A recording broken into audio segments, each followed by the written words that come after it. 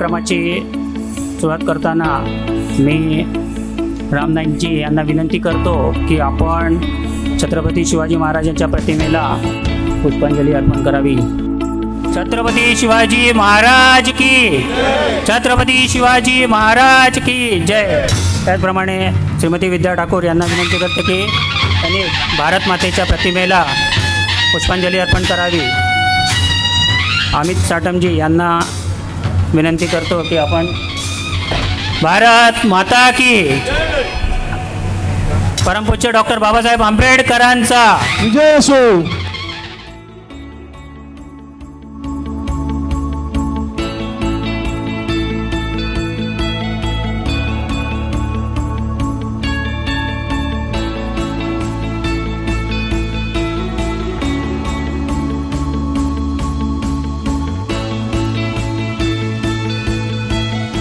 मी प्रशांत साळुंखे यांना विनंती करतो की माजी राज्यपाल श्रीयुत राम नाईकजी यांचं पुष्पगुच्छ त्याचप्रमाणे स्मृतिचिन्ह देऊन त्यांचं स्वागत करायचं आहे.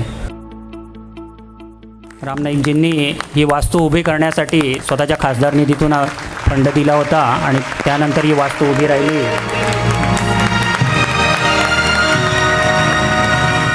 दीपक अग्रवाल यांना विनंती की त्यांनी अमित साटमजी आमदार भारतीय जनता पार्टी मुंबईचे सरचिटणीस यांचं स्मृतिचिन्ह व पुष्पगुच्छ देऊन स्वागत करत आहे. जोरदार टाळ्या झाल्या पाहिजे.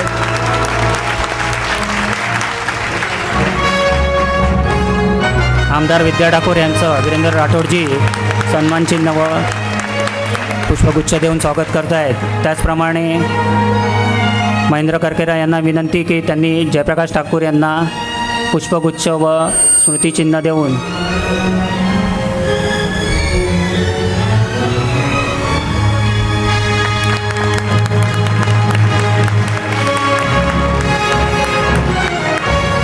अंजू साळुंखे यांना नम्र विनंती की त्यांनी दीपक ठाकूर, नगरसेवक दीपक ठाकूर यांचं स्मृतिचिन्ह आणि पुष्पगुच्छ देऊन स्वागत करायचं आहे.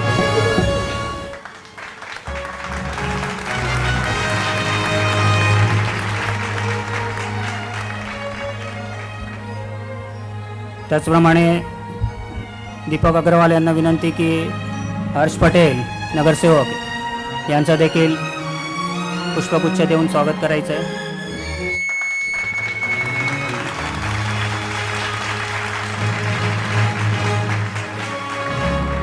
त्याचप्रमाणे वीरेंद्र राठोडजी आणि विजय गायकवाड यांना पुष्पगुच्छ देऊन त्यांचं स्वागत करायचं आहे. अंजू साळुंखे यांनी राधा गुप्ता यांना पुष्पगुच्छ देऊन त्यांचं स्वागत करायचं आहे.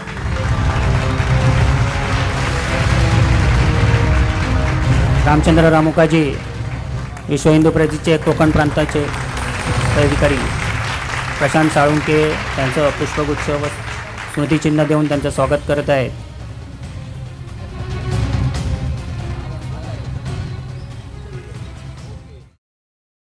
महाराष्ट्राचं आराध्य दैवत छत्रपती शिवाजी महाराज, आपल्या भारतीय राज्यघटनेचे शिल्पकार परमपूज्य डॉक्टर बाबासाहेब आंबेडकर, स्वराज्याचे संस्थापक लोकमान्य टिळक, त्याचप्रमाणे परमपूज्य डॉक्टर केशव बळीराम हेडगेवारजी, असंख्य अनेक मान्यवर, सर्वांना वंदन करून, भारत मातेला वंदन करून मी आज आपल्या या कार्यक्रमाची सुरुवात करतोय.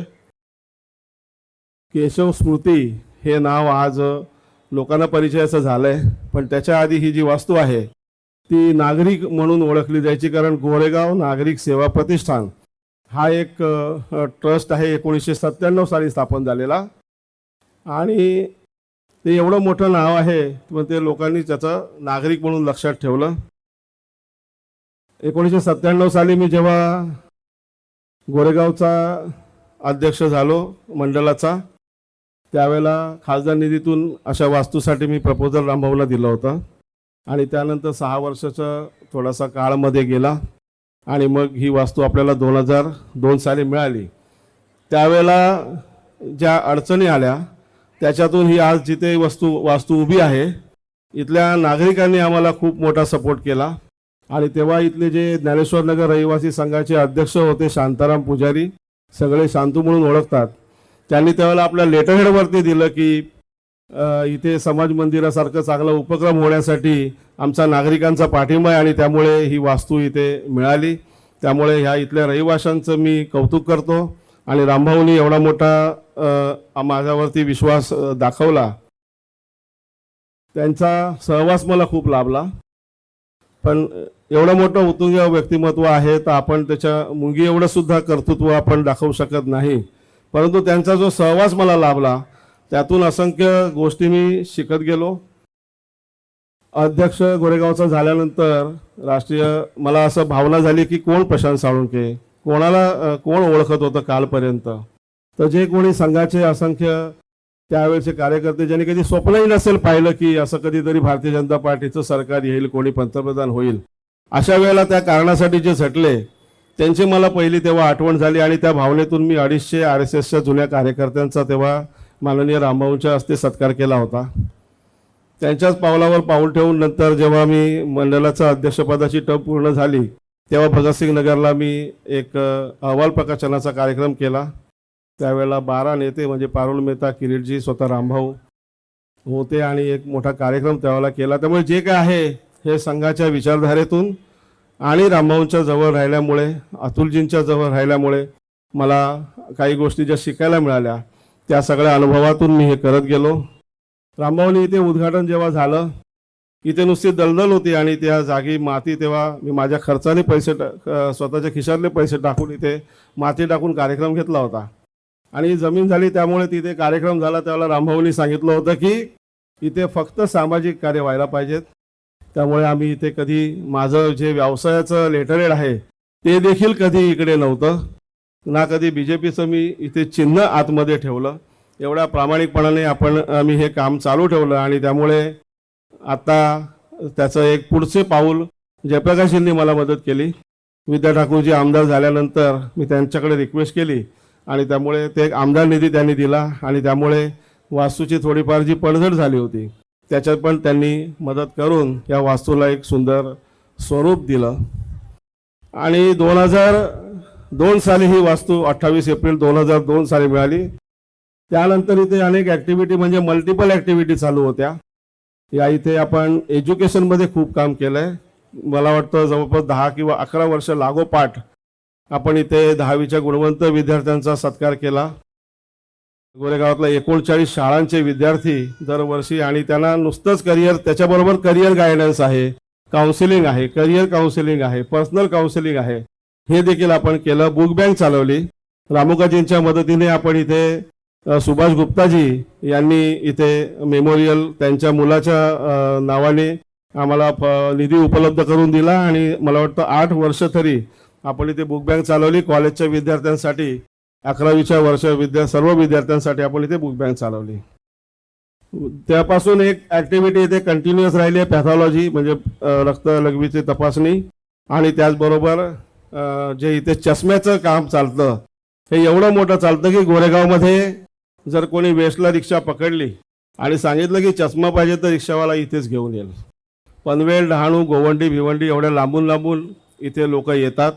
त्यामुळे ही जागा हा राठोडांचा चेहरा आणि ही जागा असं मॅच आहे. त्यांचा ते आतमध्ये बसलेत की नाही बघून इकडे लोक येतात.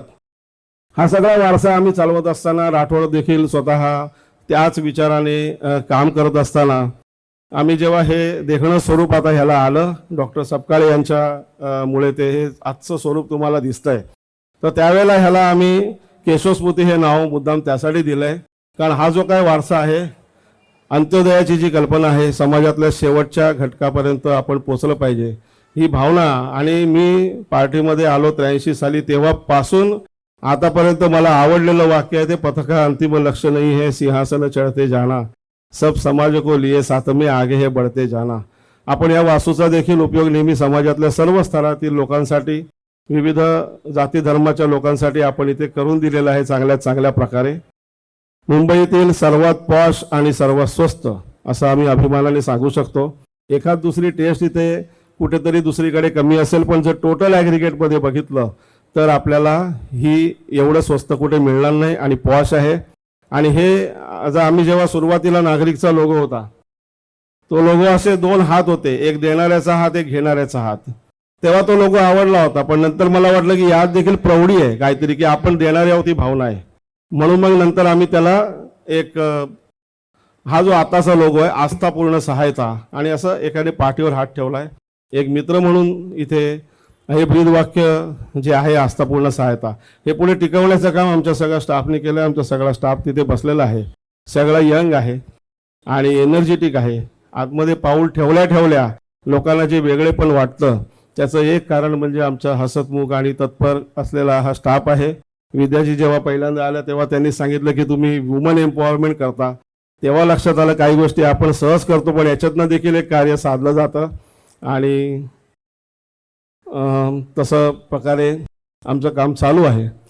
एक चूक ह्या उद्घाटनाच्या वेळेला माझ्या हातून झाली होती, आज ते सुधारण्याची संधी मला आहे. या वास्तूचं उद्घाटन झालं तेव्हा कधी कधी आपण जवळच्या माणसाला विसरतो. त्याप्रमाणे अरुण जाधव जो माझ्या बरोबर होता, त्याचं मी नाव इथे घ्यायला विसरलो होतो. मी जेव्हा पार्टीमध्ये आलो 83ला अभाविपमध्ये, पण नंतर जेव्हा पक्षाचं म्हणजे युवा मोर्चाचं पहिलं पद मिळालं मंडळाचं मंत्री, त्यावेळेला माझे मित्र माझ्याबरोबर आले, अरुण जाधव आणि महेंद्र करकेरा. आणि आपला प्रशाल मंत्री झाला, आपला प्रशाल मंत्री झाला, मंत्री आले करता करता ते माझ्या मागे आले. आम्ही 3 जण जायचो तेव्हा लोक हसायचे, हे देखो बीजेपी का पूरा वाडा गया. पण ते डावा उजवा जे माझे हातपाय होते, आज अरुण जाधव नाही आहे जगामध्ये, पण महेंद्र करकेरा इथे आहे, तेव्हापासूनच आतापर्यंत आहे. त्यानंतर 97-98 मध्ये राजन कांबळी, खाड्येताई आणि दिलीप जाधव हे 3 जण आल्यानंतर हे काम मल्टिपल वेगाने पुढे जायला लागलं. आणि त्यामुळे इथे एकंदरीतच आमचं काम असेल, पक्षाचं काम असेल, हे सगळं वाढतंय. त्याचबरोबर रामुकाजींना मी कधी विसरणार नाही. रामुकाजींनी देखील आता जसं बुक बँक असेल काय असेल, कारण अशा गोष्टींना आपण लोकांना जोडत गेलो.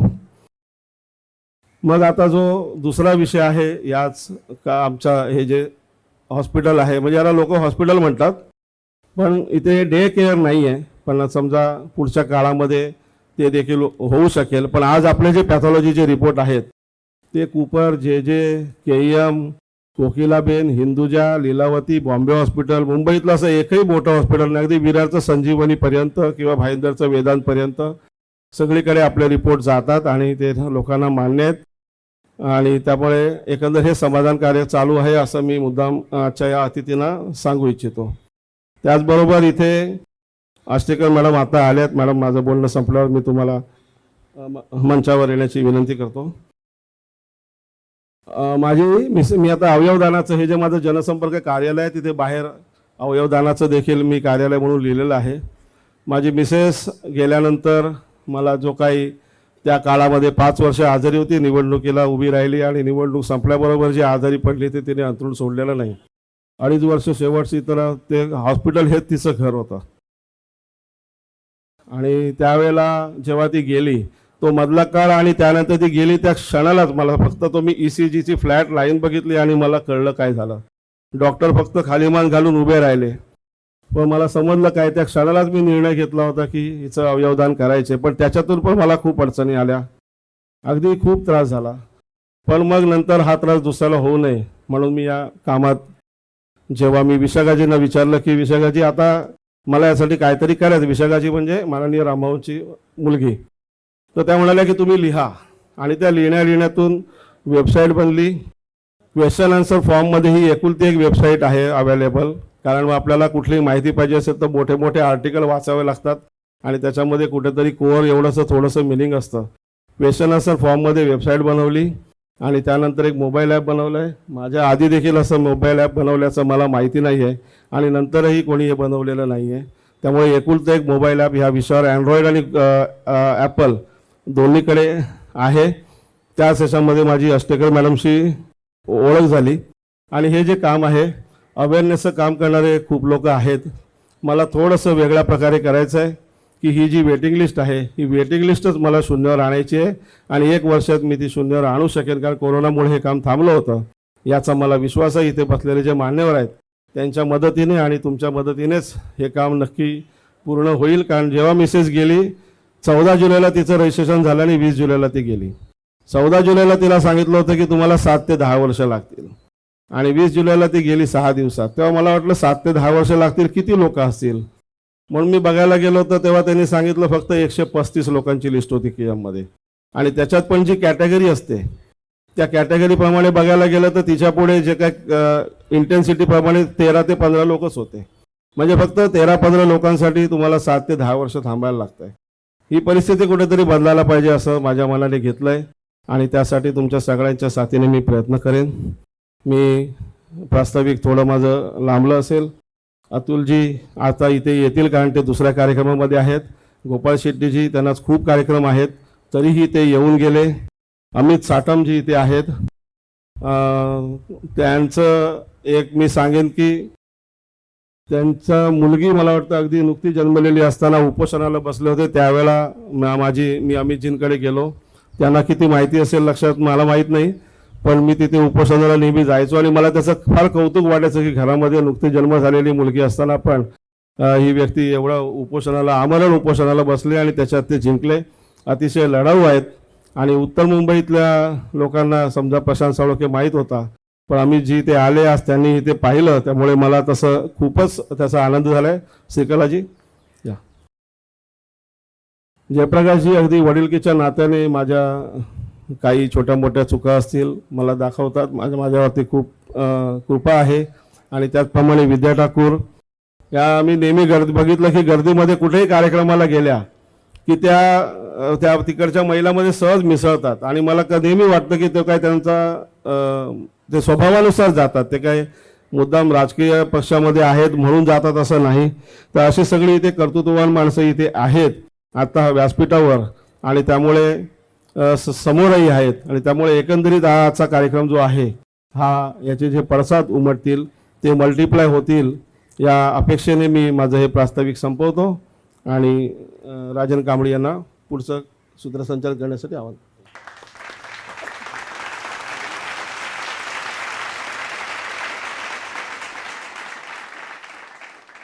वक्त्यांचं जे वक्तव्य आहे ते सुरू होण्यापूर्वी मी डॉक्टर सपकाळे यांचा सत्कार हा रामभाऊंनी करावा असं मी त्यांना विनंती करतो. डॉक्टर PD सपकाळे, मी नेहमी सांगतो की माणसाने फक्त चांगल्या दिशेने योग्य दिशेने प्रामाणिकपणे काम करत राहायचं. एक दिवशी त्यांना सपकाळे भेटतो. कारण माझ्याकडे जे काही मधल्या काळातले जो काळ होता त्यानंतर कोणीतरी इथे असं काही पैसे लावावेत करावे अशी परिस्थिती नसताना त्यांनी 5 वर्ष इथे जेव्हा हे सेंटर पॅथॉलॉजी चालवली तेव्हा काय त्यांना नुकसानच होतं, पण त्याच्यानंतर सुद्धा आम्ही जेव्हा अशी कल्पना मांडली तेव्हा ते म्हणाले की आम्ही सगळं करतो, आपण इथे करूया. आणि त्यांनी जो विश्वास माझ्यावर दाखवलाय त्यासाठी त्यांचे धन्यवाद.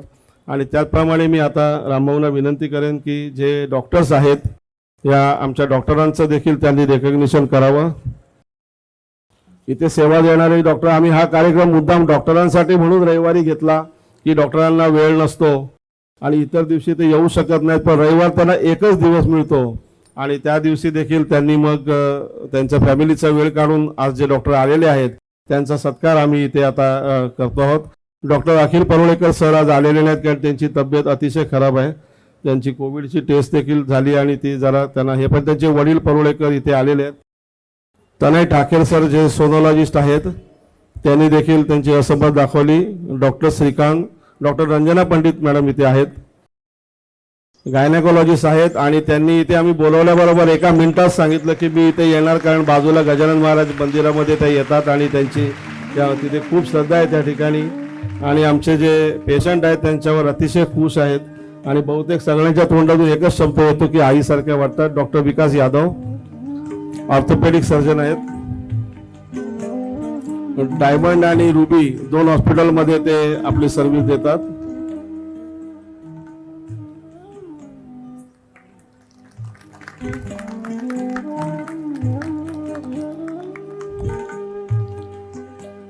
डॉक्टर पृथ्विका आणि डॉक्टर अश्विनी लिंगे मॅडम, डॉक्टर पृथ्विका होलमुखे आणि डॉक्टर अश्विनी लिंगे मॅडम फिजिओथेरपिस्ट आहेत. सुरुवातीला आम्ही फिजिओथेरपी जेव्हा करायचं ठरवलं साईड, त्यावेळेला आम्हाला असं वाटलं होतं की फिजिओथेरपी इथे चालणार नाही, एका केबिनमध्ये एवढ्या स्वस्त रेटमध्ये यांना किती काही कसं काय जमेल. परंतु आमचे एवढे पेशंट एवढे खुश आहेत. जो आम्हाला टीव्ही मिळाला आहे, हा 45,000चा टीव्ही केवळ 15,000मध्ये यांच्यामुळे मिळालेला आहे. पेशंटनी खुश होऊन 3 पेशंटनी स्वतः इथे वाढदिवस त्यांचे साजरे केलेत. एकमेकाला माहीत नाही, पण इथे वाढदिवस साजरे केलेत. त्यामुळे जे आमचे डॉक्टर आहेत त्यांचे मी आभार मानतो. बाकी डॉक्टरांनी आता आलेले नाही आहेत. जर कोणी डॉक्टर आले असतील तर मला नंतर आपल्या स्टाफने सांगावं. Doctor Bharati Todsa madam, doctor Bharati Todsa यांचे वडील हे महानगरपालिकेमध्ये डेप्युटी कमिशनर होते आणि अतिशय कुशल असे डॉक्टर आहेत आणि अगदी 50% पेक्षा कमी पैशात ते आमच्यासाठी करतात. Doctor Karishma Satoskar homeopathic MD आहेत आणि रोज 3 तासाचा वेळ देतात. मी राजेंद्र गोयंका यांना विनंती करतो की नगरसेविका श्रीकला पिल्ले यांना पुष्प तसेच स्मृतिचिन्ह देऊन त्यांचा सत्कार करावा.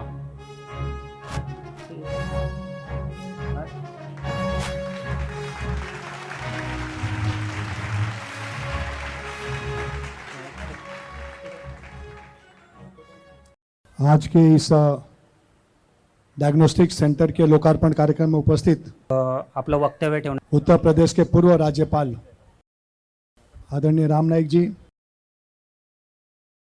हमारे दूसरे आमदार अमित साटम जी, स्थानिक आमदार विद्या ठाकुर जी, रामुका जी, दीपक ठाकुर, हर्ष पटेल, श्रीकला पिल्ले, मंच पर बैठे सभी मान्यवर, उपस्थित भाइयों तथा बहनों, कोई बहुत लंबा बोलने के लिए मैं खड़ा नहीं हुआ हूँ. मैंने तो बोला था कि 3 लोग बोलेंगे, लेकिन मेरा नाम अनाउंस किया और मैं नहीं बोलूँगा तो आप लोगों को लगेगा जयप्रकाश ठाकुर ने क्यों नहीं बोला, तो उसके लिए मैं खड़ा हुआ हूँ.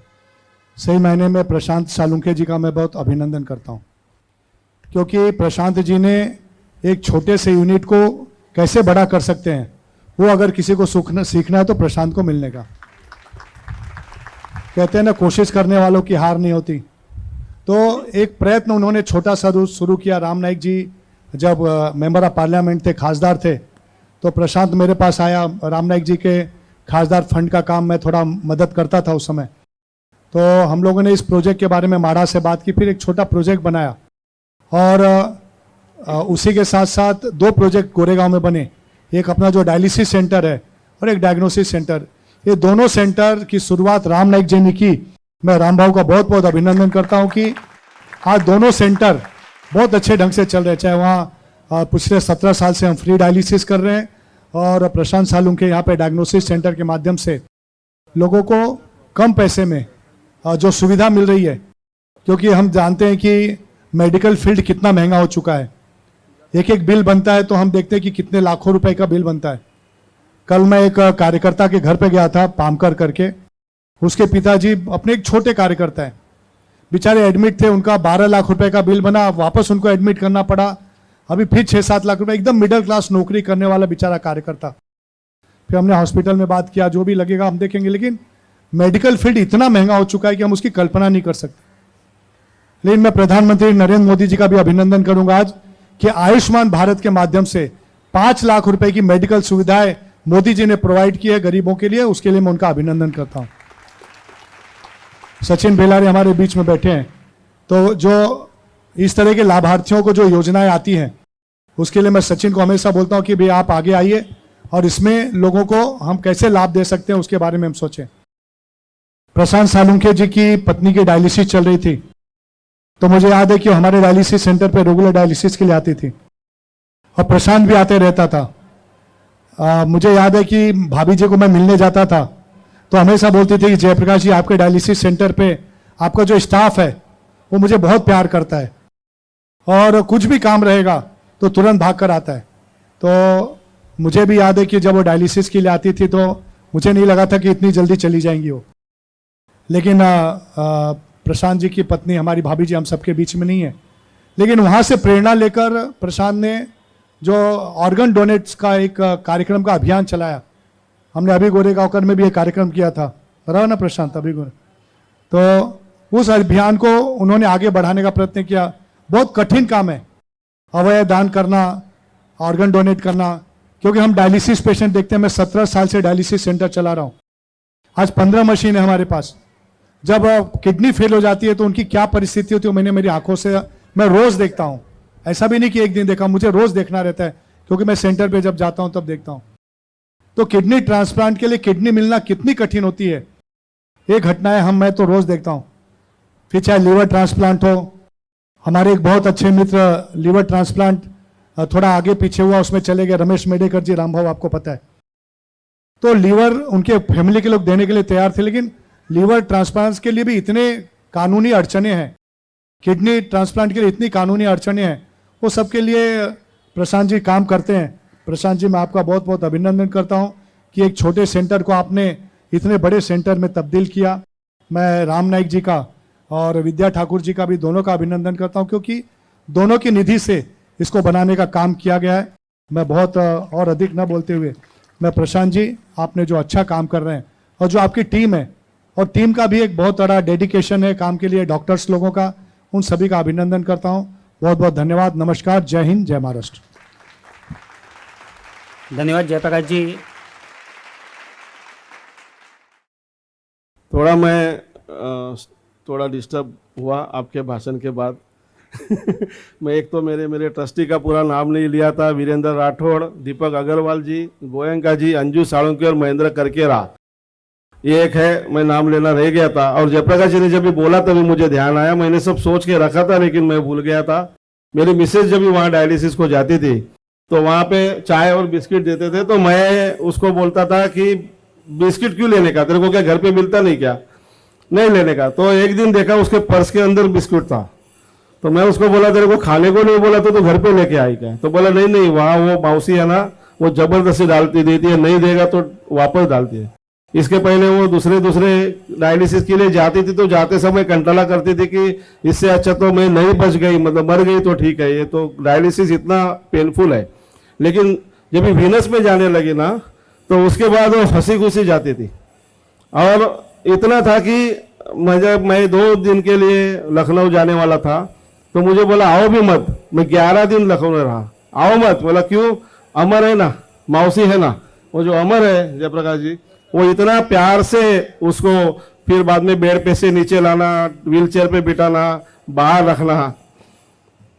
लखनऊ हम लोग भी आपके साथ थे महाराज। नहीं, थोड़ा वापस से मैं रुक गया, लेकिन आपका सेंटर ये प्रोग्राम यूट्यूब पे और फेसबुक पे लाइव जा रहा है, इसके लिए मैं अभी उठ के मैंने बताया कि सभी लोग अभी इसको सुने, इसके बाद भी जो देखे वो सुने कि इनका इतना अच्छा डायलिसिस होता है।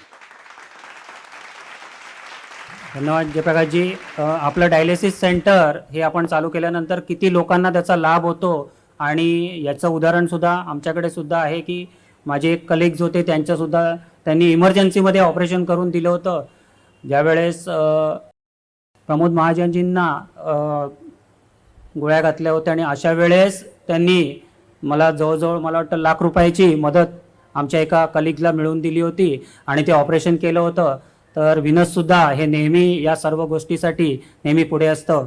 यानंतर मी सुजाता आष्टेकर, समन्वयक अवयव प्रत्यारोपण समिती, यांचं स्वागत राजेंद्र गोयंका यांना पुष्पगुच्छ आणि स्मृतिचिन्ह देऊन करायला सांगेन।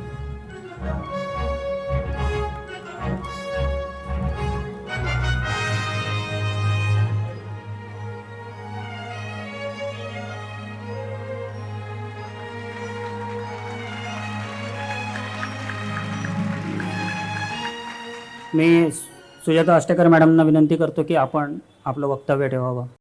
सुजाता आष्टेकर। इथे उपस्थित सर्वांना नमस्कार। व्यासपीठावर उपस्थित सर्व मान्यवरांना नमस्कार, भारत मातेला नमस्कार, आणि प्रेक्षकांमध्ये बसलेले आपण सर्वजण, आणि त्याच्यामध्ये आमच्या ऑर्गन डोनेशनला प्रमोट करणारे जे पवार सर बसले आहेत त्यांना देखील नमस्कार। आणि मी आज जरी इथे लिहिलंय समन्वयक समिती अवयव प्रत्यारोपण, पण म्हणून मी तेवढ्याच करता इथे आले नाही आहे, तर मी आज थोडंसं साळुंके सरांबद्दल बोलण्यासाठी पण इथे आलेली आहे. आणि सर्वप्रथम मी त्यांचं अभिनंदन करते की त्यांनी आज ह्या केशव स्मृती चॅरिटेबल पॉलिटेक्निक जे हे वास्तू आहे त्याचे लोकार्पण केलेलं आहे आणि लोकांना मदत होईल असं कार्य त्यांनी केलेलं आहे. मला जेव्हा साळुंके सर पहिल्यांदा भेटले तो दिवस आठवतो. मी KM रुग्णालयामध्ये आमचं रोटोसोटो हे ऑफिस आहे, regional organ tissue transplant organisation, state organ tissue transplant organisation. हे काम अवयवदानाचं काम किंवा आपण हे अवयव जे काढतो ते कोणाला जातील याच्यावर सरकारचं नियंत्रण असतं. असं हे ऑर्गन कोणीही कुठेही काढले कुठेही लावले असं नसतं, का की त्याच्यामध्ये काही गैर प्रकार होऊ नये याच्यासाठी हे सरकारचं नियंत्रण असतं. आणि भारत सरकारने नोटो म्हणजे national organ tissue transplant organisation दिल्लीमध्ये आहे अर्थात ती, त्याच्याखाली 5 रिजनल ऑर्गनायझेशन आहे रोटो, आणि त्याच्याखाली प्रत्येक स्टेटची एक सोटो असते. आणि पूर्णपणे ट्रान्सप्लांट आणि डोनेशन याच्यावरती नियंत्रण किंवा त्याच्या संबंधित जे प्रमोशन आहे त्याचं कार्य या रोटोसोटो करतात. तर त्याचं ऑफिस KM हॉस्पिटलमध्ये आहे. तर KM हॉस्पिटलमध्ये मी अशीच बसले होते, संध्याकाळची 4-4:30 निघण्याची वेळ होती, तेव्हा प्रशांत साळुंके सर पहिल्यांदा आमच्या ऑफिसमध्ये आले. अतिशय शांत व्यक्तिमत्व आले आणि मला म्हणाले की मला तुमची थोडी मदत हवी आहे, मला काही तुमच्याशी बोलायचं आहे. तर म्हटलं सर बसा तुम्ही. आणि त्यांनी मला सांगितलं की माझी पत्नी याच हॉस्पिटलमध्ये गेली आणि मला काय बोलावं पुढे सुचेच ना.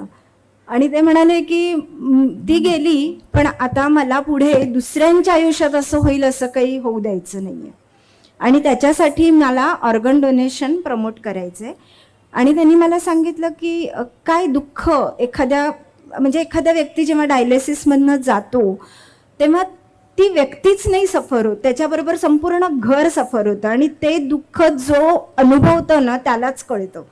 आणि असे अनुभवलेल्या व्यक्ती बऱ्याचदा हे सगळं होऊन गेल्यानंतर खूप असतात. आता डायलिसिस पेशंट खूप आहेत.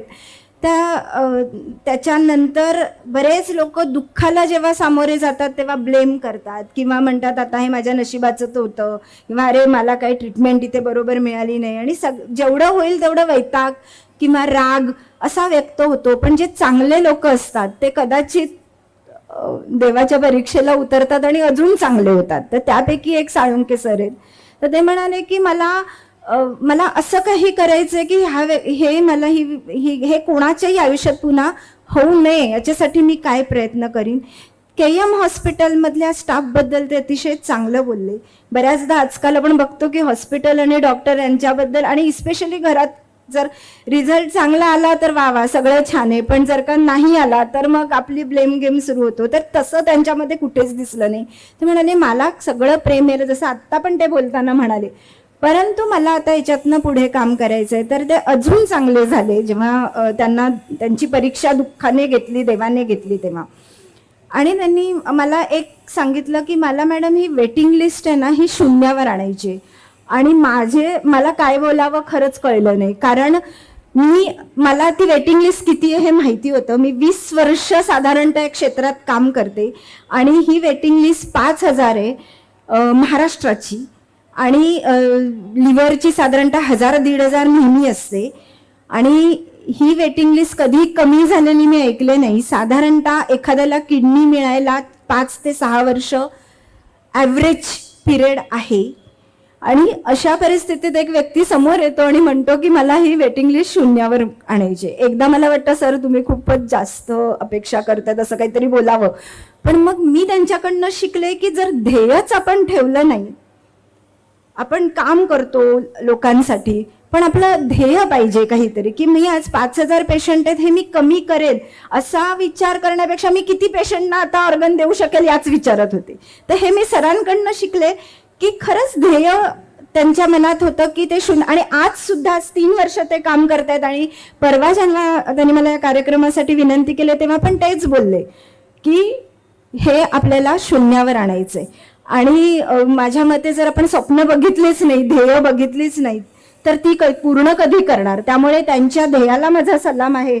आणि आमच्या सगळ्यांचा म्हणजे रोटोसोटोचे जे काम करणारी आमची पूर्ण टीम, आमच्या डायरेक्टर मॅडम, आमचे जॉईंट डायरेक्टर, आमचे सगळ्या NGOज, बऱ्याच NGOज आपल्या महाराष्ट्रामध्ये आहेत जे काम करतात. त्याचं फेडरेशनचे प्रतिनिधित्व म्हणून पवार सर मी त्यांना बघतीये. हे सगळ्यांचा त्यांना नक्कीच खूप मोठा सपोर्ट राहणार आहे. आणि त्यांच्या या विचारांची, त्यांच्या या ध्येयाची, त्यांच्या या हिंमतीची, त्यांच्या या गुणांची आम्हाला सगळ्यांना गरज आहे. आणि त्यांनी हे कार्य असंच चालू ठेवावं. आणि आज त्यांनी हे जे कार्य सुरुवात केले हे याला खूप यश मिळेल अशी मी आशा करते.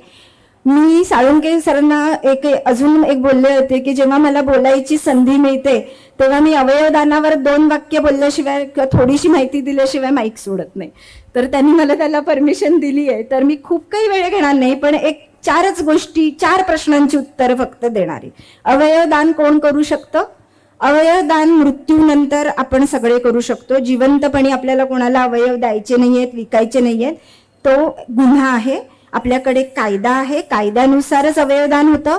घरी मृत्यू झाला तर आपण फक्त डोळे आणि त्वचा यांचं दान देऊ शकतो.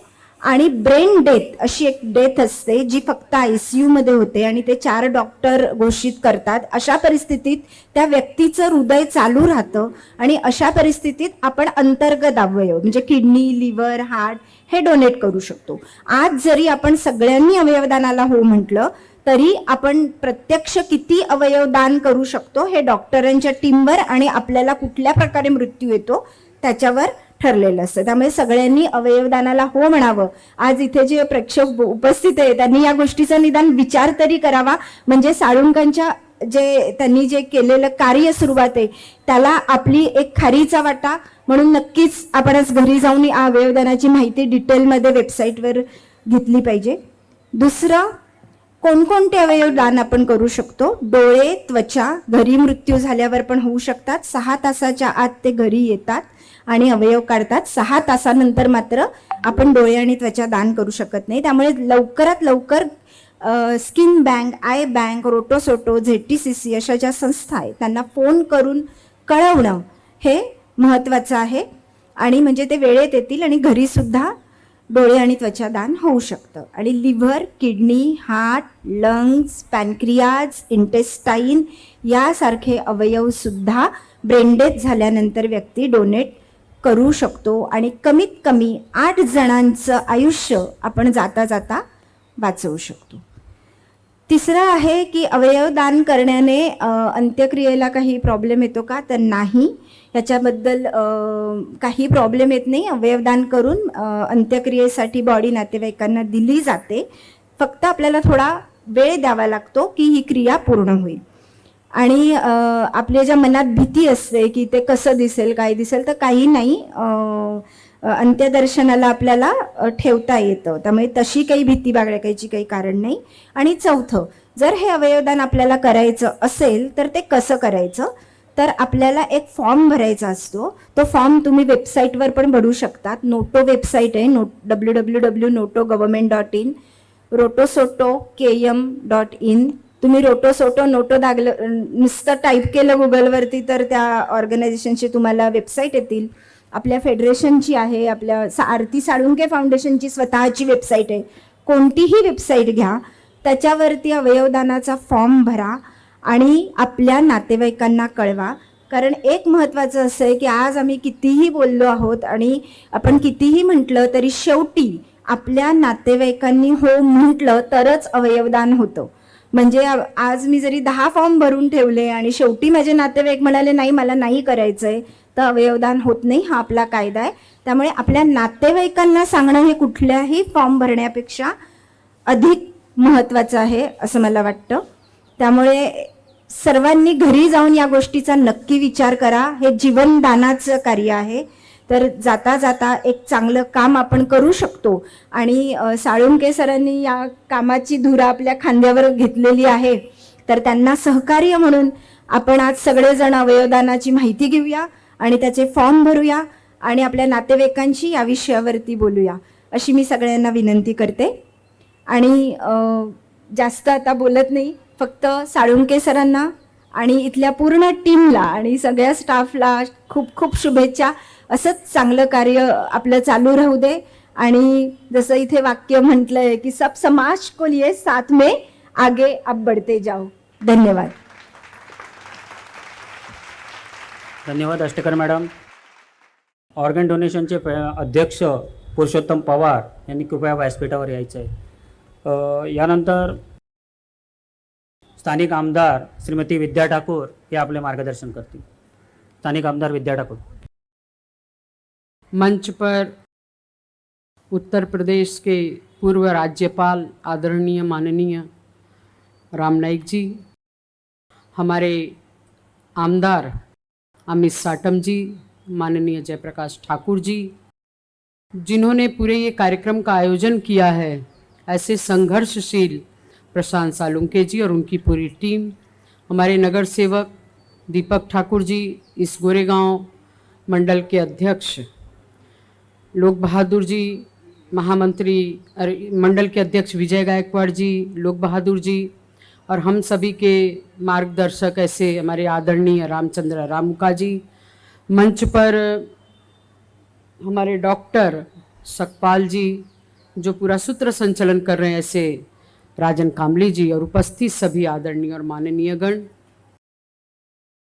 मैं यहाँ कोई पहली बार इस वास्तु पर नहीं आई हूँ और केशव स्मृति चैरिटेबल पॉलीक्लिनिक डायग्नोस्टिक सेंटर में बार बार आना हुआ है, लेकिन मैंने देखा कि 2002 से लेकर 2022 तक बहुत चेंजेस आए. धीरे धीरे धीरे करके प्रशांत जी ने इसका एकदम कायाकल्प कर दिया. ये बात सच है कि आदरणीय राम नाईक जी के खासदार फंड से ये वास्तु तैयार हुई और उसका बहुत अच्छा उपयोग हुआ यहाँ के जनता के लिए. एक दिन मैं इसी रास्ते से जा रही थी और उसके पहले जयप्रकाश जी ने प्रशांत जी से बात किया था कि हम लोग आ रहे हैं चाय पीने के लिए.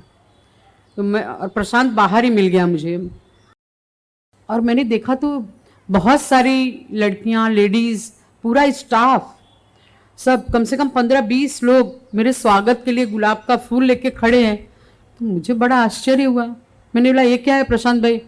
बोलेंगे मैडम अभी देखिए अंदर सब पूरा मैंने कायाकल्प कर दिया है और पूरा लेडीज स्टाफ रखा है. मैं बहुत खुश हो गई. मैंने बोला बहुत अच्छा काम कर रहे हैं आप. और मैंने बोला अभी हम लोगों को बुलाइए आप. तो एक उन्होंने कार्यक्रम रखा यहाँ पे, कोई शिविर रखा था, कैंप रखा था.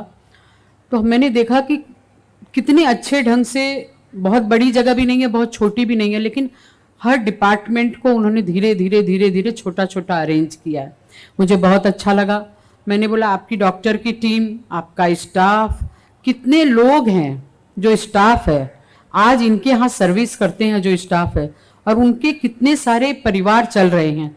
और एक प्रशांत जी से मुझे इतनी खुशी हुई कि आप इतना, मतलब हमारे में बोलते हैं कि तिनका तिनका जोड़ के आदमी एक घर को बनाता है, इसलिए उन्होंने धीरे धीरे धीरे धीरे करके इस डायग्नोस्टिक सेंटर को इतना अच्छा सुंदर लोगों की सेवा के लिए उन्होंने उपलब्ध किया.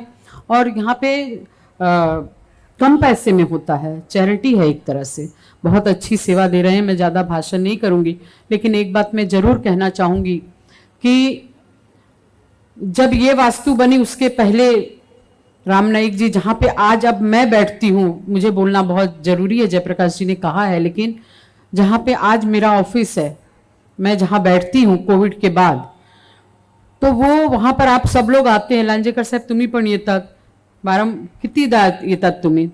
और वो एक बहुत अच्छी जगह है, वहाँ लोग आते हैं, लोगों की सेवा होती है, लोगों का काम होता है. अच्छी जगह बनाया है और रास्ते पे है, वो एसवी रोड पे वो जगह है. आप भी आते हैं, दुबे जी, रविंदर या रवि भाई, अपने भाई साहब आते हैं, उदय जोशी, साडा जी, सब आते हैं, सब कार्यकर्ता लोग आते हैं, सब पब्लिक आती है वहाँ पे. तो जो लोगों को सेवा मिल रही है, वहाँ भी एक सेवा का कार्य हो रहा है, वो राम नाईक जी के आशीर्वाद से हो रहा है. भले हम लोगों ने उसको सजाया संवारा, उसको मेंटेन किया, लेकिन शुरुआत में तो उतनी ताकत नहीं थी कि इतना बड़ा सेंटर हम लोग खड़ा कर ले. लेकिन वो राम नाईक जी का आशीर्वाद, उनके फंड से उन्होंने जो हम लोगों के लिए किया, वो तो वो सबके लिए करते हैं कुछ न कुछ, तो उनका अपना एक अलग नेचर है. और मुझे ऐसा एक क्वालिटी है जो कि यहाँ पे उस विषय का चर्चा नहीं हुआ, प्रशांत सालुंके जी में। प्रशांत सालुंके जी बहुत अच्छा लिखते हैं, चाहे फिर वो मेरा चुनाव हो, राम नाईक जी के भी चुनाव में उन्होंने जो लिखने का काम किया है और इतना सुंदर लिखते हैं और उनकी राइटिंग भी इतनी अच्छी है। जयप्रकाश जी एक बार उनको कोई चीज़ बता दिया राम नाईक जी, तो वो उसको इतने अच्छे से पेपर पे उतारेंगे और फिर लेके जाएंगे। ये जो एक जो बोलते हैं ना कि लिखने का काम, राइटिंग का काम प्रशांत जी बहुत अच्छे से कर रहे हैं, एक टीम वर्क कर रहे हैं। मुझे बहुत खुशी है कि आज उन्होंने सभी को, हम सभी को बुलाया, अपने पूरे स्टाफ को बुलाया, सभी का स्वागत किया है, सत्कार किया है। मुख्य भाषण यहाँ पर अमित साटम जी और आदरणीय राम नाईक जी का होने वाला है, इसलिए मैं अपने विषय को समाप्त करते हुए और प्रशांत जी और प्रशांत जी की पूरी टीम को शुभेच्छा देते हुए अपनी बात को समाप्त करती हूँ। धन्यवाद। धन्यवाद विद्यावी। यानंतर अमित साटमजी आमदार आणि सरचिटणीस भारतीय जनता पार्टी मुंबई यांना विनंती करतो की आपण आपले वक्तव्य ठेवा। मंचावरती उपस्थित माजी केंद्रीय मंत्री, उत्तर प्रदेशचे माजी राज्यपाल आणि आपल्या सर्वांचे नेते आणि मार्गदर्शक आदरणीय रामभाऊ नाईकजी, स्थानीय विधायक विद्याताई ठाकूर, जयप्रकाशजी ठाकूर, मंचावरती उपस्थित रामुकाजी, नगरसेवक दीपक ठाकूरजी, मंडळाचे अध्यक्ष दादा गायकवाडजी, डॉक्टर सपकाळेजी आणि आजच्या या कार्यक्रमाचे आयोजक प्रशांत साळुंकेजी, सर्वप्रथम तर केशव स्मृती चॅरिटेबल पॉलिक्लिनिक आणि डायग्नोस्टिक आय केअर सेंटरला त्यांचे मी अत्यंत मनापासून मी अभिनंदन करतो। आज एवढा चांगला दिमाखदार सोहळा आपण इथे पार पडलात आणि एवढं चांगलं, मला असं वाटतं की या केशव स्मृती हे जे नाव आहे, केशव नाव समोर आल्यावरती आपल्याला कळतं की याच्या मागे कोण असणार, परंतु मला असं वाटतं की हे डायग्नोस्टिक सेंटरचं नाव जरी आपण ठेवलं नसतं, समजा नाव त्याचं झाकलं, पण हे कार्य जे आहे त्या कार्याकडे बघूनच याच्या मागे कोण आहे याचा अंदाज आपल्याला येऊ शकतो। आणि मला असं वाटतं की आजची ही संध्याकाळ 29 मेची, परवाच 31 मेला आपले पंतप्रधान नरेंद्र मोदीजी हे सुशासन पर्वाचं भाषण किंवा पुढच्या 15 दिवसामध्ये सुशासन पर्वाचा प्रचार या संदर्भातलं एक खूप मोठं अभियानाची सुरुवात ते करीत आहेत। आणि गेल्या 8 वर्षामध्ये या देशाने जी जी क्रांती पाहिली, कालच्याही भाषणामध्ये त्यांनी एक 4-5 गोष्टींचा उल्लेख केला की 3 कोटी गरिबांना घरं, 10 कोटी टॉयलेट्स, 9 कोटी उज्ज्वला योजनाचे लाभार्थी असतील, किंवा जयप्रकाशजींनी ज्याचा उल्लेख केला अशा आयुष्यमान भारतचे 50 कोटी बेनिफिशियरीज ज्यांना 5 लाखापर्यंतचा मेडिक्लेम हा मोदी सरकारने दिला। ही काही ठळक वैशिष्ट्य गेल्या 5-8 वर्षातल्या क्रांतीची आहेत। मला असं वाटतं की खऱ्या अर्थानं त्या सुशासन पर्वाची सुरुवात आज आपण इथे केलेली आहे आणि रामभाऊंपेक्षा कुठलं मोठं व्यक्तिमत्व असू शकतं जे या सुशासन पर्वाचं उद्घाटन या मुंबई शहरामध्ये करू शकतं।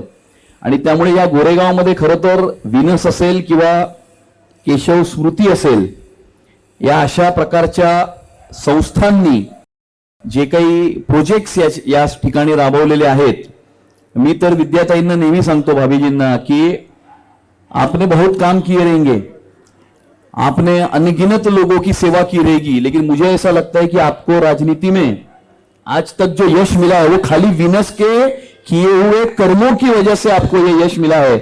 ऐसा मैं मानता हूं कि ये एक ईश्वरी काम है। प्रशांत जी, आपण जे कार्य इथे करताय, गोरगरिबांची सेवा, आपल्या चष्म्याचं तर मला माहिती आहे, त्या राठोडजींचा स्वतः मी अनुभव घेतलेला आहे। 10-15 हजार लोकांना माझ्याच मतदारसंघामध्ये मी त्यांच्या मार्फत कॅम्प्स लावून चष्म्याचं वाटप केलेलं आहे। आणि त्यामुळे हे जे कार्य इथे चालतं की कुठल्याही सत्तेचं स्थान प्राप्त करण्यासाठी किंवा अधिकाराचं स्थान प्राप्त करण्यासाठी आपण काम करत नाही, पण समाजामध्ये उभ्या असलेल्या शेवटच्या माणसाची सेवा करण्याकरता आपण काम करत असतो। आणि याचं एक खूप मोठं उदाहरण हे या ठिकाणी उभं केलेलं केशव स्मृती डायग्नोस्टिक सेंटर हे आहे। आणि मला असं वाटतं की आज इतकं सुंदर आपण 20 वर्षामध्ये जे त्याचं अपग्रेडेशन केलेलं आहे, मला असं वाटतं की येणाऱ्या काळामध्ये या गोरेगाव परिसरातल्या वैद्यकीय क्षेत्रामध्ये क्रांती घडवून आणणारं हे सेंटर असेल असं मला वाटतं. आणि त्यासाठी तुम्हाला आणि तुमच्या संपूर्ण टीमला मी शुभेच्छा देतो. आणि येणाऱ्या काळामध्ये विनस आणि केशव स्मृती हे फक्त गोरेगावचंच नाही, आम्ही काही पाठवली तर थोडंसं आमच्याकडची माणसं तुम्ही घेत जा, ऐकत जा, जेणेकरून फक्त गोरेगाव पर्यंत आपल्या कार्याचं जो काही स्पेस आहे तो सीमित न ठेवता त्याच्या बियॉन्डही एक्सपॅन्ड करून इतर परिसरातल्या लोकांना सुद्धा आपल्या या ईश्वरी कार्याचा लाभ मिळावा अशा प्रकारची विनंती तुम्हाला करतो. आपण मला इथे बोलावलं, तुमचे अत्यंत मनापासून धन्यवाद. जय हिंद, जय महाराष्ट्र. धन्यवाद अमितजी. साधारण बांद्रापासून विरारपर्यंत या आपल्या सेंटरचा लाभ लोक घेत असतात, ही एक आनंदाची बाब आहे. मी आपले माजी केंद्रीय मंत्री सेवतराम नाईकजी यांना विनंती करतो की त्यांनी पुरुषोत्तम पवार ऑर्गॅनिक डोनेशनचे फाउंडेशनचे अध्यक्ष त्यांचं पुष्पगुच्छ देऊन स्वागत करावं. त्याचप्रमाणे डॉक्टर नेहा खोडके यांचं देखील पुष्पगुच्छ देऊन रामभाऊ सत्कार करतील. त्याचप्रमाणे डॉक्टर संजय गुलाने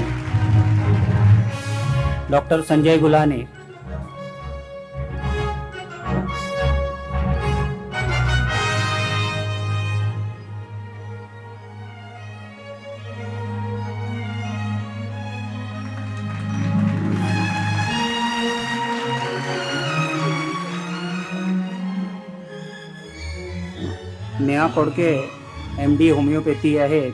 त्यानंतर डॉक्टर संजय गुलाने,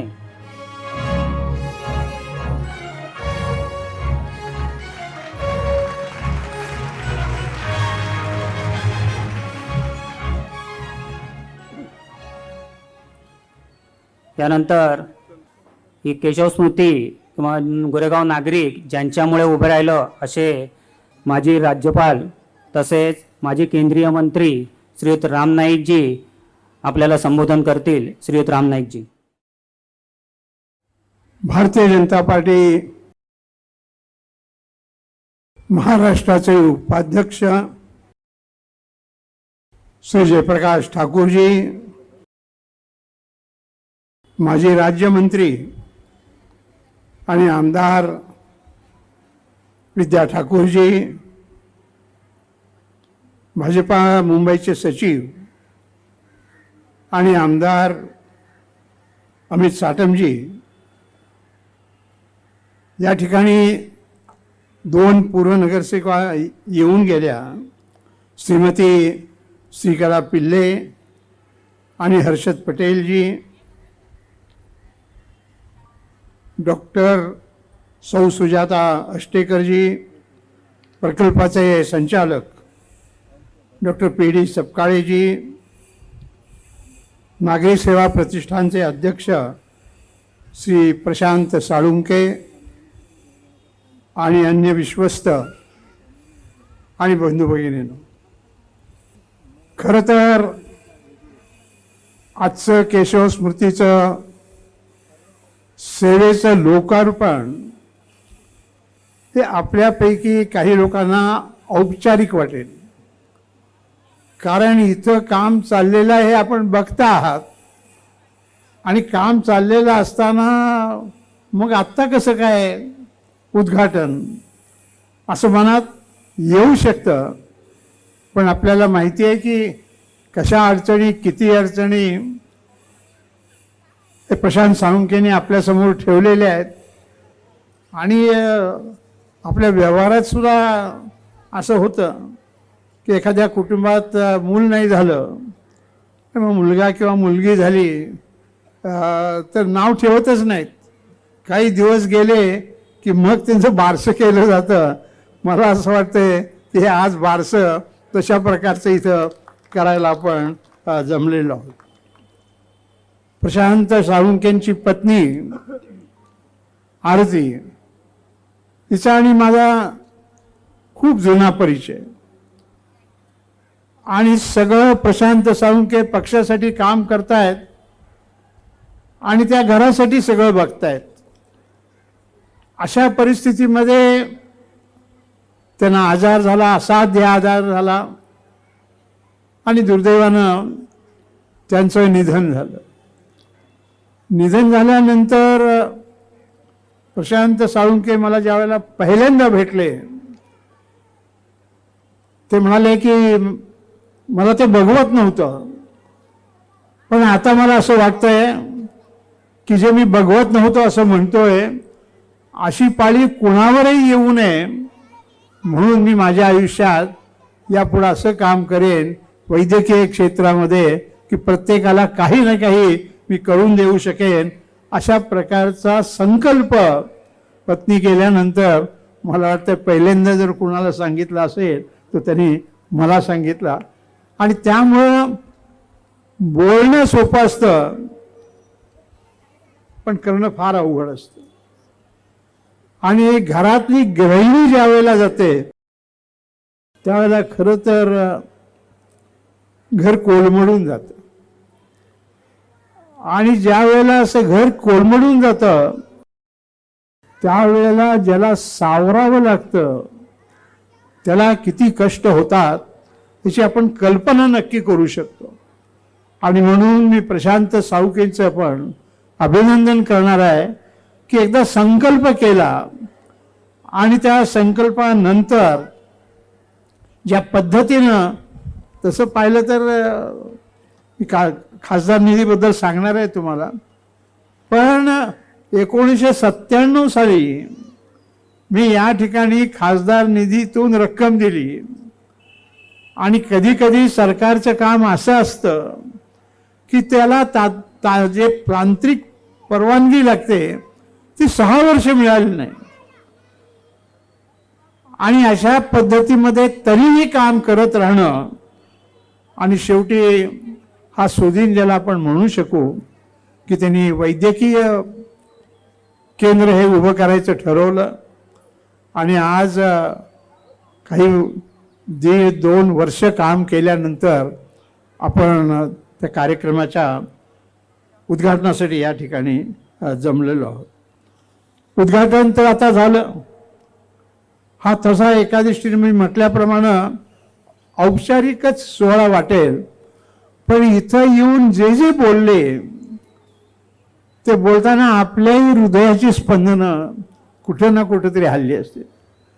आणि अशा वेळेला आपणही काहीतरी केलं पाहिजे अशा प्रकारचा विचार, अशा प्रकारचा संकल्प आपल्या मनात येऊ शकतो, आला पाहिजे. आणि आजच्या कार्यक्रमाचं खरं म्हणजे फलित हे आहे की तसा विचार करण्याचा आपल्या सगळ्यांना एक प्रोत्साहन मिळेल. या आरोग्य रक्षणाच्या त्याचं नाव ठेवलेलं आहे केशव स्मृती. केशव स्मृती म्हणजे ज्यांनी राष्ट्रीय स्वयंसेवक संघाची स्थापना केली, डॉक्टर केशव बळीराम हेडगेवार. त्या काळात ते डॉक्टर होते, पण डॉक्टर असतानाही त्यांनी असा विचार केला की आपला देश विघटित आहे, हा देश संघटित केला पाहिजे.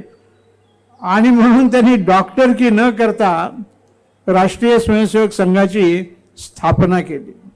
आपल्यापैकी ना काही ना त्याची माहिती असेल, काही ना नसेल, पण थोडक्यात जर माहिती सांगायची झाली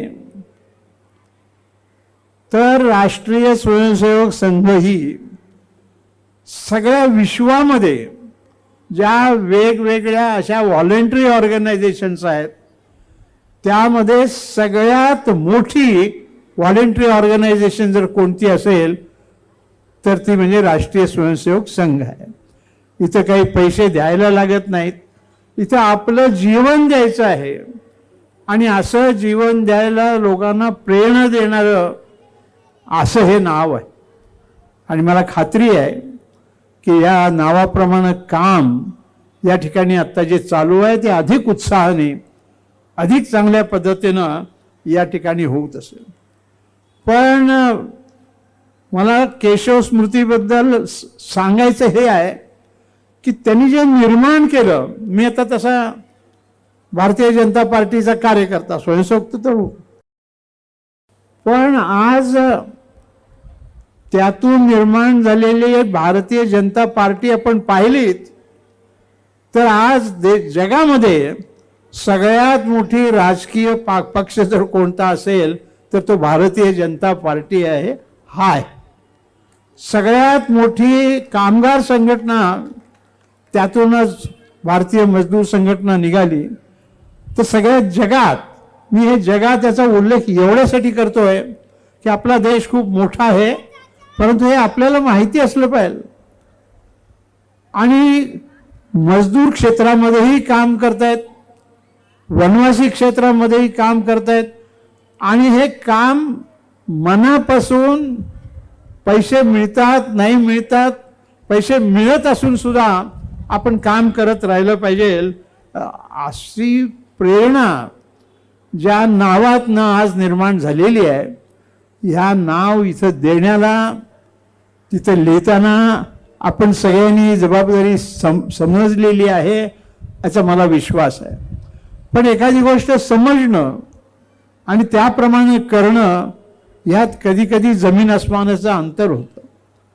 आणि म्हणून मग तुलनेने तरुण मुली असू द्यात, डॉक्टर असू द्यात, सगळ्यांनी हे पाहिलं पाहिजे की तिथं कोणत्याही प्रकारची वैद्यकीय सेवा घेण्यासाठी येणारा जणू काही तो परमेश्वरच आपल्याला भेटायला येतोय, अशा प्रकारची धारणा मनात ठेवून आपण जर काम केलं तर मग केशव सृष्टीतल्या केशव नावाला काही आपण अर्थ आणला असं होईल.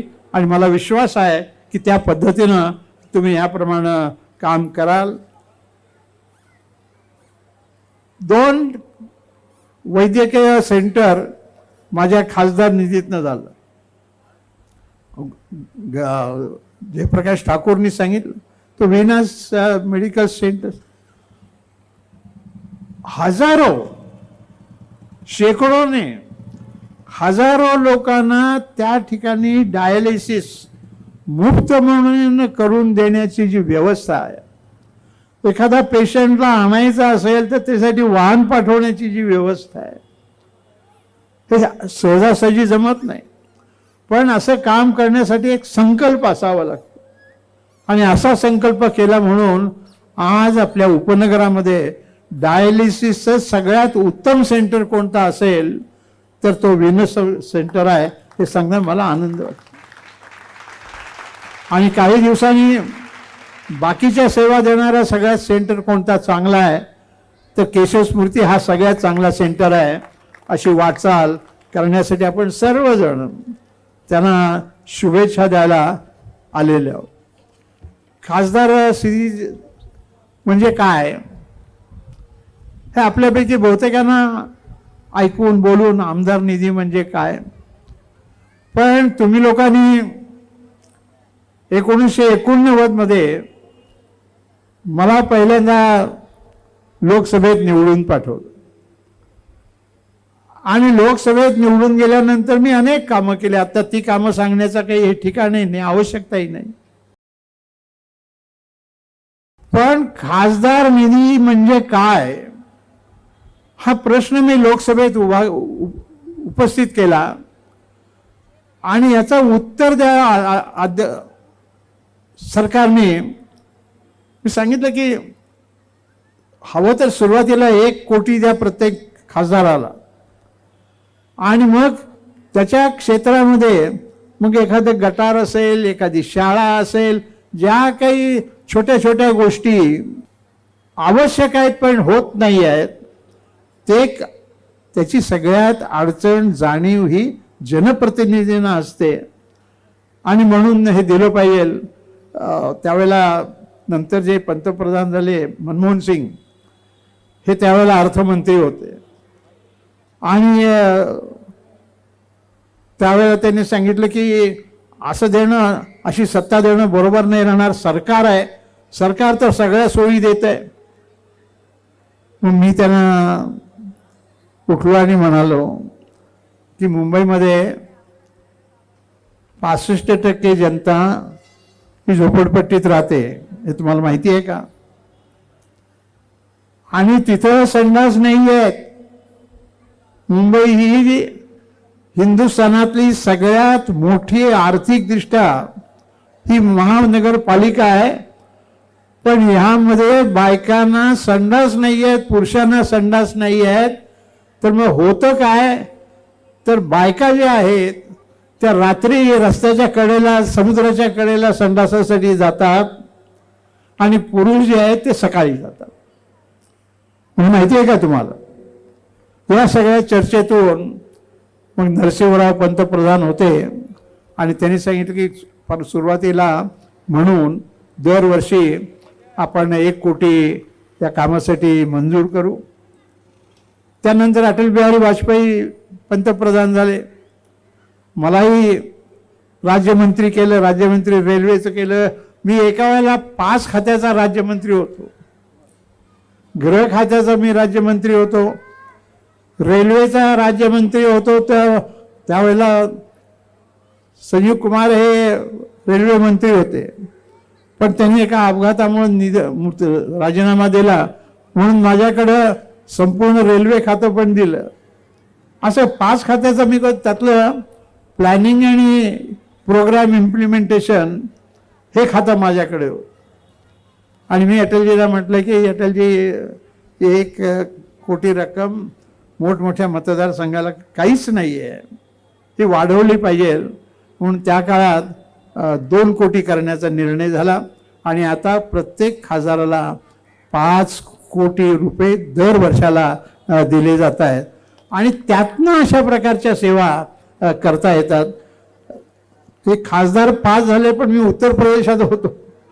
तर आता उत्तर प्रदेशाने ह्या सगळ्या फायद्याचं लक्षात घेऊन उत्तर प्रदेशामधल्या आमदाराला आता त्यांनी 5 कोटी द्यायला मंजूर केलेला आहे. आणि म्हणून ह्यातून जो लाभ होतो तो लाभ अशा छोट्या छोट्या कामांच्यासाठी होत असतो. आणि त्याचा जो आनंद आहे की माझ्या गावात छोटासा नाल बांधायचा असला तरी सुद्धा केंद्राच्या बजेटमधनं तो नाही होत, त्यामुळे ते यातनं होऊ शकतं. असं हे एका प्रकारे खासदार निधी ही गोष्ट अशी आहे की ज्याचं काम अडलेलं असेल आणि ते बरोबर जर पाहिलं. मी तुम्हाला जसं मगाशी डॉक्टरने येऊन माहिती आपल्याला सांगितली की कशा पद्धतीनं अवयव प्रदान करायचा म्हणजे काय काय करावं लागतं, पण मी खासदार निधीच्या प्रकारची कामं कशी करता येतात याची 2 उदाहरणं. चांगला दिवस आहे, मला सांगायचा मोह होतोय. मी पेट्रोलियम मंत्री होतो आणि आपल्याला माहिती आहे गोराई मनोरी समुद्राच्या पलीकडे आहे, खाडीच्या पलीकडे आहे. ते मुंबईतच आहेत, पण त्यांना मुंबईला तुम्हा आम्हाला जसं नळाचं पाणी मिळतं तसं त्यांना नळाचं पाणी नाही मिळत. मी तिनेकर त्यावेळेला आयुक्त होते. मी तिनेकरांना म्हणलं हा मुंबईचा भाग आहे, याला पाणी दिलं पाहिजे. म्हणून अहो कसं परवडणार, याला 5-6 कोटी रुपये खर्च येईल. मग मी पेट्रोलियम मंत्री होतो, मी आमच्या एका पेट्रोलियम इंडियन ऑइल कंपनीला सांगितलं अहो तुम्ही 150 किलोमीटर अंतरावरून समुद्रामध्ये ज्या कच्च्या तेलाच्या आणि गॅसच्या विहिरी आहेत त्या खोदून त्यातनं गॅस आणि कच्चं तेल काढून 150 किलोमीटर उरणपर्यंत आणतात पाईप घालून. आणि हे 3 किलोमीटर अंतर तुम्हाला अवघड आहे का? काय अवघड नाही. तुम्हाला मी करतो. त्यांनी करून दिलं. म्हणजे एक छोटी छोटी कामं असतात, पण अशी कितीतरी कामं होऊ शकतात. आणि त्यामुळं अजून आमदारकी आहे. मी सांगितलं कोणाला तर मी आणखीन कोणाकडनं तरी करूनही घेऊ शकतो. हे जे आत्ता केशव स्मृती आपण उद्घाटन करतो आहोत ही उपनगरातली, मी तर उपनगर एवढ्यासाठी म्हणतोय की थेट बांद्रा ते दहिसरपर्यंत सगळ्यात उत्तम अशा प्रकारचं काम करणारी ही संस्था बनेल. आणि त्यासाठी आवश्यकता पडेल ते आर्थिक मदत करणं आपली जबाबदारी आहे, असं आपण आज सर्वजण संकल्प करूया. आणि असं काम केलं तर निश्चितपणानं जो एक प्रकारे सामाजिक सेवा म्हणून काम करतो त्या सामाजिक सेवेला पुण्य त्याला मिळेल आणि असं काम या ठिकाणी होईल अशी मला खात्री आहे आणि त्या दृष्टीनं कामकाज व्हावं. मला आज इथं बोलावलं पण केशव या नावाला एक काळा डाग सुद्धा लागणार नाही अशा प्रकारचं काम केशव स्मृतीमध्ये काम करणारे सगळेजण करतील, सगळ्या समाजाला सेवा देतील आणि अशी काम करण्याची प्रेरणा त्यांना सतत मिळत राहो अशी शुभेच्छा देतो आणि तुम्हा सर्वांना इकडे यायची पाळीच येऊ नये, दीर्घ आयुष्य आरोग्य चांगलं मिळावं अशी प्रार्थना करतो. पण यावं लागलंच तर शेवटी जावं लागतं आणि त्या भूमिकेतून आपलं सर्वांचं आरोग्य चांगलं राहो. पण ज्या वेळेला गरज पडेल त्यावेळेला हीच तुमच्या सेवेसाठी आपल्या समोर येईल, असं काम या ठिकाणी उत्तम प्रकारे होईल. असं इथे येणाऱ्या प्रत्येक रुग्णाला समाधान मिळेल अशा प्रकारचं काम इथं हो अशी परमेश्वरचरणी प्रार्थना करतो. आणि आपण मला या ठिकाणी बोलावलं याबद्दल धन्यवाद देतो. आपणही इतका वेळ बसलात, आपल्याही सर्वांना धन्यवाद देतो आणि माझं भाषण पूर्ण करतो. धन्यवाद. नमस्कार. जय भारत. सर्व मान्यवरांचे अतिथीगणांचे आभार. समोरचे मान्यवर केशव स्मृतीचे कन्सल्टंट डॉक्टर्स, पोलीस कर्मचारी, महानगरपालिका म्हाडा यांचे आभार. ज्ञानेश्वर नगर रहिवासी यांचे आभार. तसेच भाजप कार्यकर्ते पदाधिकारी यांचे आभार. डेकोरेटर दया मुगेकर यांचे विशेष आभार. सावंत संदेश आंबेडकर यांचेही आभार. धन्यवाद.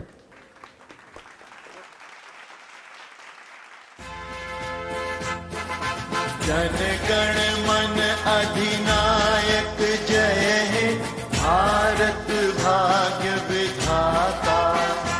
पंजाब सिंध गुजरात मराठा द्राविड़ उत्कल बंगा.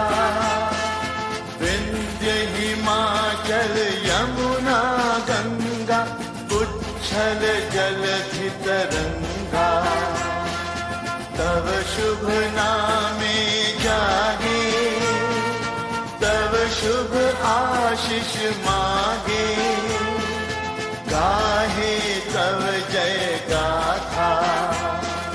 जनगण मंगलदायक जय हे भारत भाग्य विधाता. जय हे जय हे जय हे जय जय जय जय हे. भारत माता की वंदे वंदे मातरम.